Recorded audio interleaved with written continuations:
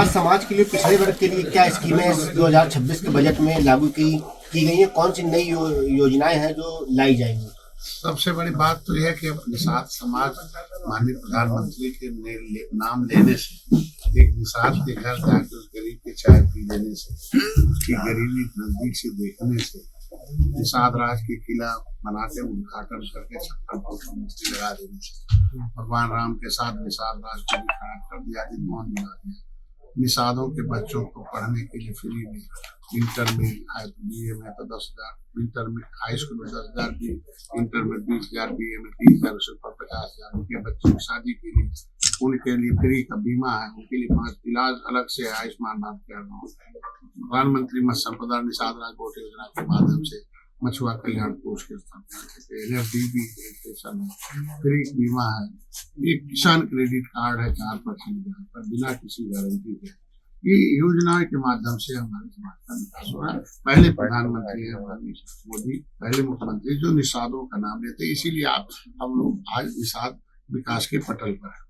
पिछली सरकारों ने 67 साल में केवल 3,000 करोड़ रुपए पूरे देश के मछुआरों के विकास किए, और मेरी सरकार है इस बजट से पहले 41,500 करोड़ रुपया और अभी 2,782 करोड़ रुपए के आसपास मछुआरों के हित में दिया हुआ है। 500 से तो ये हर क्षेत्रों के विकास के लिए अमृत सरोवर है, जलाशय है, हाईटेक टेक्नोलॉजी है, उसमें तो ये आधुनिकीकरण के लिए अब समझ सकते हैं कि 67 साल में 3,000 और 2,782 में 3,000 करोड़ के आसपास केवल एक बजट में हमें मिल रहा है। तो आप सोच सकते हैं कि कितना गुना हो सकता है। युवाओं को रोजगार देने के लिए इस बजट में क्या?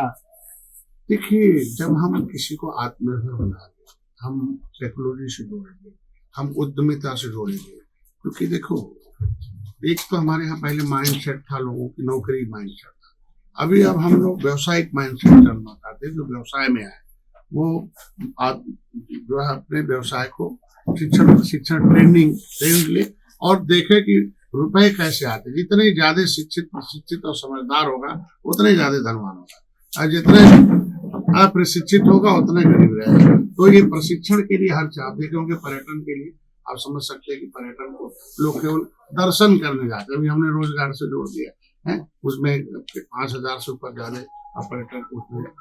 इसी तरीके से हर क्षेत्र में जो पैसा दिया गया है, देखिए राजनीति एक अभिभावक है, जनता के पैसे, जनता के भविष्य के लिए, देश के विकास, देश की सुरक्षा। तो अभिभावक के रूप में मोदी है, इसीलिए आप युवाओं के सशक्तिकरण के हर क्षेत्र में आप देखेंगे नई टेक्नोलॉजी लाकर इनके लिए काम कर रहे हैं, और लड़कियों के गर्ल्स कार्य वो भी उसमें है। तो जब हम विकास की धारा में लाने के लिए टेक्नोलॉजी से जोड़ेंगे, शिक्षित प्रशिक्षित करेंगे, उनमें टेक्नीशियन बनाएंगे, उन्हें शिक्षण आगे देंगे, उनको अवसर प्रदान करेंगे, हम ऋण देंगे, उनको हम उनके ऊपर देखो चुनौती देंगे, तब विकास होगा। हम अनुदान देकर या हम उनको जिंदगी भर सहायता देकर विकास नहीं कर सकते, सहायता के साथ साथ उसका प्रमोशन भी होना चाहिए। तो ये इसमें मोदी जी आ गए। मंत्री जी, आपने शिक्षा की, बेहतर शिक्षा की बात की। पिछले बजट की अपेक्षा इस बार शिक्षा में कितना खास है, क्या नया है? देखो, बजट साथ साथ गजट भी है कि हम किसी को अनुदान देने का एक बजट अब तक सोचते थे, लेकिन हम उसके विकास के लिए बजट है। अगर हम नए स्कूल खोल रहे हैं, 1500 स्कूलों को, 500 करोड़ एनिमेशन है, गेमिंग है, लैब स्थापित कर रहे हैं, तो इसके मतलब हम नया कुछ कर रहे हैं इनमें से। तो ये जो एक तो होता टारगेटेड बजट होता है, और एक जो होता है ऑब्जेक्टिव बजट होता है। ये ऑब्जेक्ट दे दिया गया, सब्जेक्ट दे दिया गया कि होना ही होना चाहिए, जितना भी रुपया लगे। तो अभी तो रुपया है ही है, और बाद में हमें एसएनडी में मिलेगा, जो अनुपूरक बजट आएगा। तो काम तो शुरू हो गया ना। तो काम शुरुआत करने का मतलब कि हम शिक्षा पर बजट दे रहे हैं, लैब पर दे रहे हैं, हम विज्ञान पर दे रहे हैं, उन्हें शिक्षा पर दे रहे हैं, उनके प्रतिभा पर दे रहे हैं। तो ये सब प्रतिभाशाली बनाने के लिए। मंत्री, 2026 जो बजट आया, विपक्ष पूरा करे, बजट ने झुंझुना का नाम दिया बजट को। आप किस नजरिए से देखते हैं, और बजट में सबसे खास क्या है आपके नजरिए से? देखिए, एक तो तब पक्ष है, तो विपक्ष।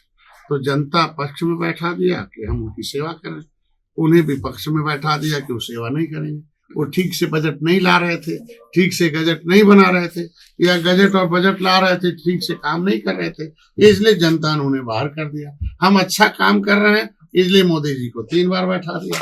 अच्छा काम कर रहे हैं बजट से, इसलिए योगी जी को दूसरा ला दिया। तो अब इससे बढ़िया पैमाना क्या हो सकता है? तो विपक्ष के पास बयानबाजी और पोस्टरबाजी और इस तरीके पूरे बजट में बेहतर क्या है आपके हिसाब से? बेहतर तो देश को अर्थव्यवस्था में हर क्षेत्रों में सबसे अधिक शिक्षा, हमारी टेक्नोलॉजी, क्योंकि टेक्नोलॉजी से ही हम दुनिया को नाप सकते हैं, और बेहतर जो हमारी सुरक्षा प्रणाली है उसके देखिए किसी क्षेत्र में जो उन्होंने कहा कि हम मौसम को पहले से सचेत करेंगे, मतलब हम अब वैज्ञानिक विधियों से किसान की मदद करेंगे, विज्ञान से जोड़ेंगे जिससे आय उनका दुगना होता है, हम उनको आत्मनिर्भर। तो कृषि क्षेत्र और युवाओं शिक्षा के क्षेत्र में जो भी बजट दिया है वो हमारे। मंत्री जी, अमेरिका ट्रेड के बहाने विपक्ष सरकार पर हमलावर है, आप क्या कहेंगे? ये ट्रेड क्या है? America tariff. अरे अमेरिका देखो, पहले से भी अमेरिका वो लोग कुछ ही लोग पसंद करते थे। जो भी प्रो अमेरिका हुआ मिट गया। नेपाल प्रो हुआ अमेरिका का, मिट गया। बांग्लादेश प्रो हुआ, मिट गया। पाकिस्तान प्रो हुआ, मिट गया। अफगानिस्तान प्रो हुआ। जितने भी देश दुनिया में आए अमेरिका वालों ने उससे दोस्त बनाए, सब मिट के खत्म हो। हमें केवल व्यापारिक दोस्त बनाना, बाकी कोई दोस्त नहीं बनाना। तो व्यापार में तो हमें समय परिस्थिति हिसाब से उनको समझौता तो करना ही पड़ता है, क्योंकि ग्लोबलाइजेशन है। हम भी व्यापारी, वो भी व्यापारी हैं। तो पहले वही व्यापारी था, हम गुलाम थे, हैं? तो जो गुलाम व्यक्ति व्यापार करने लगेगा तो सर परेशान तो करेगा ही अगला। तो समझ सकते हैं ना। तो 1150 बरस गुलाम रहा हो, अब व्यापारी अमेरिका ब्रिटिश रहे हो, हैं? तो ये स्पेनिश बहुत। शंकराचार्य अभिमुख कृष्णानंद महाराज ने जो है योगी जी को 40 दिन का टाइम दिया है कि हिंदू साबित करें, इसको लेकर क्या करें? हम सब लोग हिंदू हैं, आपस में बातचीत करते रहते हैं, हमारे गुरु हैं, सबके गुरु हैं, बोलते रहते हैं, हैं? और माननीय योगी जी भी हमारे अभिभावक हैं। और प्रदेश ये राजनीतिक रूप से सेवा कर रहे हैं, वो धार्मिक रूप से सेवा कर रहे हैं, दोनों के अलग अलग विषय है, उसको एक साथ नहीं जोड़ा। तो मंत्री जी आप सम्मान करते हैं शंकराचार्य जी का? सबका सम्मान करते हैं, उनका भी करते हैं। सरकार तो किसी शंकराचार्य नहीं है वो। अरे क्या अधिकारी कुछ कह दे तो उससे मतलब